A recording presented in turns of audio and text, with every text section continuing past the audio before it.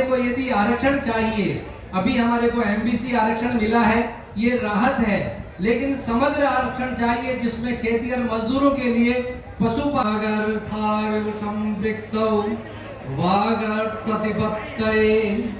जगतः पितरौ वंदे पार्वती परमेश्वरौ।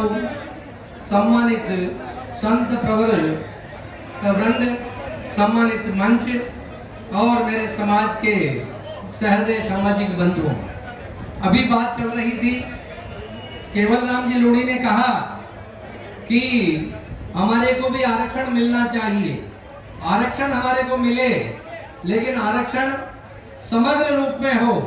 और मैं आपको निवेदन करना चाहता हूं कि इस विषय में हमारे लिए एक बाल कृष्ण सिद्धराम रेणकी आयोग का गठन किया गया है। उस रेणकी आयोग ने जो नोमैडिक ट्राइब्स है, जो सेमी नोमैडिक ट्राइब्स है और जो विमुक्त जनजाति है, उनके लिए विशेष आरक्षण की व्यवस्था की है। आज हम सब समाज के बंधु यहाँ एकत्रित हुए हैं। यदि रेणकी आयोग की रिपोर्ट क्रियान्वित हो जाती है तो हमें ऐसा ये सम्मेलन करने की आवश्यकता नहीं पड़ेगी। मैं आपको दावे के साथ कहता हूं कि आपके लोकसभा में सीटें रिजर्व होंगी, विधानसभा में सीटें रिजर्व होंगी और पंचायत समिति हो, चाहे वो किसी भी तरह का जो है संवैधानिक आरक्षण आपको मिलेगा। इसके अंदर पशुपालक समुदाय के मेरे बंधु बैठे हुए हैं, सबसे अधिक पीड़ा उनकी है। आज पशुपालकों के साथ अत्याचार होता है, पुलिस अत्याचार करती है, वन अधिकारी अत्याचार करते हैं।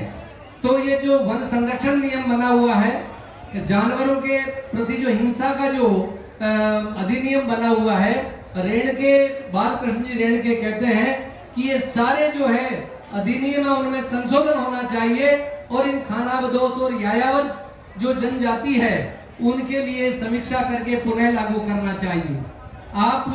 मैं इस विषय में एक बात, समय का थोड़ा अभाव है, बताना चाहता हूं कि हमारी जातिवार जो जनजाति जो गणना है वो भी होनी चाहिए। 2011 में जो जनगणना की गई है उसके आंकड़े अभी तक प्रकाशित नहीं हुए हैं। जब तक हमारे समुदायों की जनगणना नहीं होगी, इसमें हमारे लिए 10% आरक्षण रखा गया है, अनुमानित आंकड़ों के आधार पर रखा है। इसलिए हमारे को यदि आरक्षण चाहिए, अभी हमारे को एमबीसी आरक्षण मिला है, ये राहत है, लेकिन समग्र आरक्षण चाहिए जिसमें खेती और मजदूरों के लिए, पशुपालकों के लिए और राजनेताओं के लिए, सबके लिए आरक्षण चाहिए। तो हमें इस दिशा में चिंतन करना चाहिए। आज नहीं, आने वाले भविष्य में हमारी जो पीढ़ी आ रही है उसके लिए बहुत बड़ा कदम होगा। और इसके लिए हमें जो डीएनटी समुदाय है उन सब समुदायों के साथ मिलकर के, मैं आपको एक बात और कहना चाहता हूं कि यदि आप सहयोग करें और एक जिले से एक व्यक्ति मुझे दे दें, मैं इसके लिए तैयार हूं। मैं सेवानिवृत्त हो चुका हूं और इसके बारे में मैं अपनी सेवाएं दे सकता हूं। इसी के साथ अब समय की सीमा है, मैं अपनी बात समाप्त करता हूं। धन्यवाद। जय राजस्थान, जय राहिका सभा। बहुत बहुत धन्यवाद।